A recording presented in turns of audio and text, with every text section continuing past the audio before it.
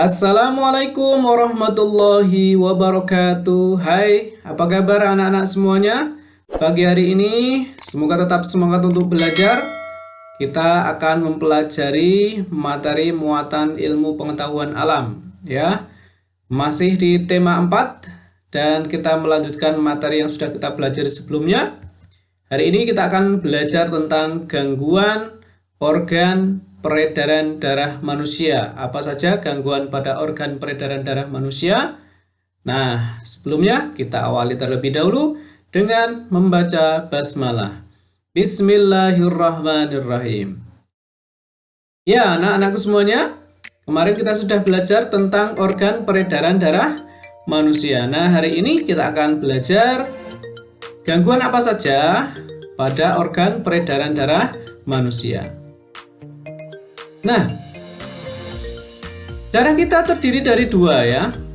Bagian cair yang berupa plasma darah ya. Yang bagian cair berupa plasma darah dan bagian padat berupa sel darah ya. Eritrosit, leukosit dan trombosit ya. Sel darah merah, sel darah putih. Nah, kita akan pelajari bersama-sama. Sel darah merah ya, atau eritrosit ya, berwarna merah dan berbentuk seperti cakram dengan bagian tengah cekung ya. Sel darah merah ini terbuat dari sumsum pada tulang. Apa kandungannya? Yaitu mengandung hemoglobin atau Hb yang berfungsi mengangkut oksigen ke seluruh tubuh. Nah, jadi fungsi sel darah merah atau eritrosit mengangkut oksigen ke seluruh tubuh. Yang kedua adalah sel darah putih ya, atau leukosit. Berwarna putih dan ukurannya lebih besar dari sel darah merah. Dapat bergerak aktif sehingga bentuknya berubah-ubah. Fungsinya untuk apa? Berfungsi membunuh kuman yang masuk ke dalam tubuh ya. Berfungsi membunuh kuman yang masuk ke dalam tubuh. Ini fungsi dari sel darah putih atau leukosit ya. Oke. Selanjutnya adalah plasma darah ya. Plasma darah ini berwarna kuning. Jumlahnya 55% dari seluruh jumlah darah. Fungsinya adalah mengangkut sari makanan ke seluruh tubuh. Nah, jadi fungsi plasma darah adalah mengangkut sari makanan ke seluruh tubuh. Yang berikutnya adalah keping darah atau trombosit ya, butiran darah yang bentuknya tidak beraturan dan mudah pecah. Ini berfungsi membekukan darah. Nah, berfungsi membekukan darah. Ketika kita terluka, ya teriris pisau misalnya. Nah, ini darah yang keluar lalu terjadi pembekuan ya, agar tidak mengalir semuanya. Nah, ini fungsi dari keping darah atau trombosit. Selanjutnya, gangguan organ peredaran darah ya. Apa penyebabnya? Nah, yang pertama penyempitan pembuluh darah ya. Kekurangan zat hemoglobin dan zat besi. Kemudian faktor usia, pengobatan dan kondisi cuaca. Nah, ini yang mempengaruhi. Kemudian nomor 4 adalah penyumbatan pembuluh darah dalam jantung karena terlalu banyak lemak. Dan yang terakhir adalah terbentuknya keras di bagian dalam dinding pembuluh nadi. Ya. Lalu, apa saja? Terlalu lama berdiri atau bekerja dengan menggunakan kaki terlalu lama. Nah, merokok dan kebanyakan makanan asin yang mengandung natrium ini juga adalah penyebabnya. Yang kedelapan adalah kelainan kromosom atau paparan polusi, radiasi, obesitas atau kegemukan. Ini juga berpengaruh pada gangguan darah. Kelainan genetik pada darah yang disebabkan kekurangan faktor pembekuan darah, ini juga berpengaruh. Nah, tanda-tanda tidak lancar anak-anak ya. Yang pertama apa? Sesak napas, nyeri dada, sakit kepala. Nah, sirkulasi darah yang tidak lancar ini menyebabkan sakit jantung dan stroke ya. Melancarkan sirkulasi darah dengan cara membiasakan diri untuk apa? Lebih sering berjalan kaki dan berolahraganya. Berolahraga ini penting ya. Menyebabkan sirkulasi darah menjadi lancar ya. Yang kedua, faktor yang mempengaruhi kesehatan manusia ya. Faktor apa saja yang mempengaruhi kesehatan manusia? Ya. Yang pertama adalah faktor genetika ya, atau keturunan. Ya. Kondisi fit, penyakit bawaan. Ini dapat menurunkan kondisi fit dan penyakit bawaan atau penyakit bawaan. Faktor genetika. Faktor lingkungan. Lingkungan yang bersih meningkatkan kualitas kesehatan. Kemudian faktor pendidikan dan wawasan, pengetahuan tentang kesehatan dan gaya hidup. Faktor perilaku, kebiasaan hidup sehat, dan faktor pelayanan kesehatan. Pelayanan dan mutu kesehatan meningkatkan derajat kesehatan masyarakat.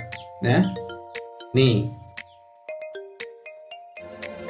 Yang ketiga adalah gangguan organ peredaran darah manusia non keturunan. Jadi, gangguan organ peredaran darah manusia non keturunan. Maksudnya bukan disebabkan karena keturunan.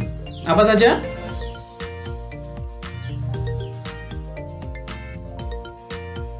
Nah, yang pertama adalah ambeien atau wasir dan varises, yaitu pelebaran pembuluh darah ini. Varises, pelebaran pembuluh darah ya. Nah, ambeien ini pelebaran pembuluh darah balik di bagian anus ya. Kalau varises, pelebaran pembuluh darah balik di bagian kaki. Nah, ini varises. Kemudian selanjutnya adalah anemia, yaitu kekurangan darah. Ya, kekurangan darah ini penyebabnya apa? Kadar Hb rendah, ya, kurang zat besi atau kanker tulang. Ciri penderitanya apa? Mudah lelah dan sering pusing, ini kekurangan darah. Kemudian jantung koroner, penyebabnya apa? Penumpukan lemak darah atau kolesterol pada arteri koronaria. Ini jadi jantung koroner penyebabnya apa? Penumpukan lemak darah atau kolesterol. Stroke, ini pelebaran pembuluh darah ya. Stroke ini pelebaran pembuluh darah. Penyebabnya apa? Penyebabnya adalah pecahnya pembuluh darah di otak. Ya, pecahnya pembuluh darah di otak sehingga otak kekurangan oksigen. Ya, stroke adalah penyebabnya pelebaran pembuluh darah. Penyebabnya apa? Pecahnya pembuluh darah di otak sehingga otak kekurangan oksigen.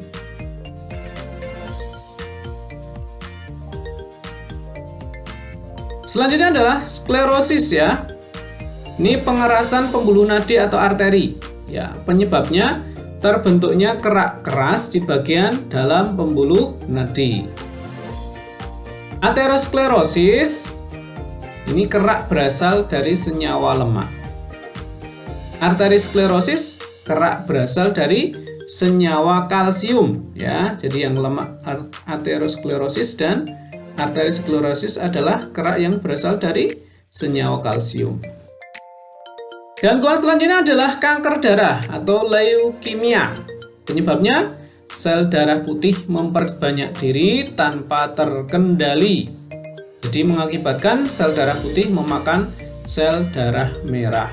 Nah, ini kanker darah ini disebabkan oleh sel darah putih yang memperbanyak diri tanpa terkendali ya. Kemudian penyakit kuning. Ini penyebabnya apa? Bilirubin yang berlebihan dalam darah dan jaringan tubuh bilirubin adalah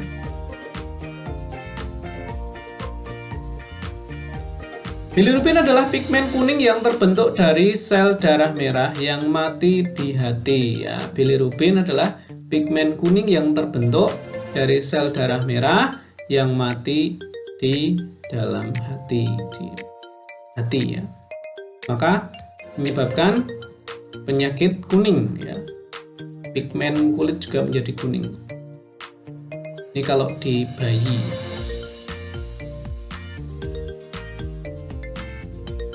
Gangguan organ peredaran darah manusia karena keturunan ya anak-anak ya. Apa saja? Nah, yang karena keturunan ini karena penyebabnya memang keturunan. Yang pertama adalah hemofilia. Hemofilia adalah kelainan yang menyebabkan darah sukar membeku ketika terjadi luka. Nah, ini jadi kelainan yang disebabkan darah sukar membeku anak-anak. Ketika terluka maka darah terus mengalir gitu ya. Sukar membeku, lama membekunya. Nih, hemofilia. Kemudian yang kedua adalah talasemia, yaitu bentuk sel darah merah tidak beraturan dan menyebabkan daya ikat sel darah merah terhadap oksigen dan karbon dioksida berkurang. Nah, ini hemofilia dan talasemia ini penyebabnya adalah karena gangguan keturunan ya. Karena faktor keturunan. Nah, sekarang usaha untuk mencegah gangguan organ peredaran darah manusia. Apa saja?